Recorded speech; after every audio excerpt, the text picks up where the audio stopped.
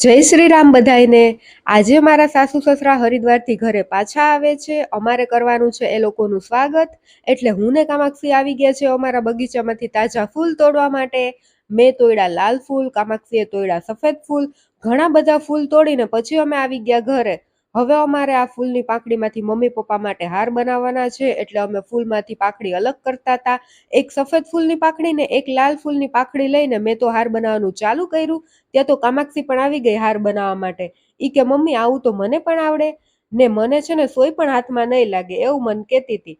તો ઈ મને પેલા ડેમો બતાવતી હતી ને એને તો સરસ આવડે છે। પછી હું બીજી સોય લઈ આવી ને એમાં દોરો પોરવી દીધો। હવે અમે બે હાર બનાવવા માંડ્યા। કામાક્ષીએ બહુ મદદ કરી મારી હાર બનાવવામાં।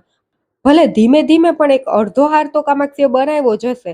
તો પણ અમારે 1 કલાક જેવું થયું હાર બનાવવામાં ને ફાઇનલી બે હાર બનીને તૈયાર છે। પછી મને ભૂખ લાગી તો મેં ખારી ખાધી ને પવનની તો આજે વાત જ જવા દ્યો। વાવાઝોડાનો પવન છે, એમાં અમારે કેટલું નુકસાન થઈ ગયું જોવ તો ખરી, કેટલી બધી ખાખડી ખરી ગઈ। પછી અમે તો ખાખડી વીણવા જ માંડ્યા ને એક મોટું તપેલું ભરી દીધું। હાલો હવે પાછી થોડીક સ્વાગતની તૈયારી કરી લઈએ। ઉંબરા ઉપર મેં ને કામાક્ષીએ કંકુના સાથિયા બનાવ્યા। પછી બે ઓટલા ઉપર પણ મોટા મોટા સાથિયા બનાવ્યા। કામાક્ષીને સાથિયો બનાવતા આવડે છે, એટલે એણે એની જાતે જ બે સાથિયા બનાવ્યા છે। કામાક્ષી હવે મોટી થઈ ગઈ એટલે બહુ સારું, બધુંય કામ કરવા લાગે મને। પછી અમે સાથિયામાં ફૂલ રાખી દીધા। વધેલા બીજા ફૂલ કામાક્ષીએ આવી રીતે સાથિયાની ઉપરની સાઈડ ગોઠવી દીધા। પછી સ્વાગતની બધી તૈયારી કરીને અમે નીકળી ગયા મમ્મી પપ્પાને લેવા માટે।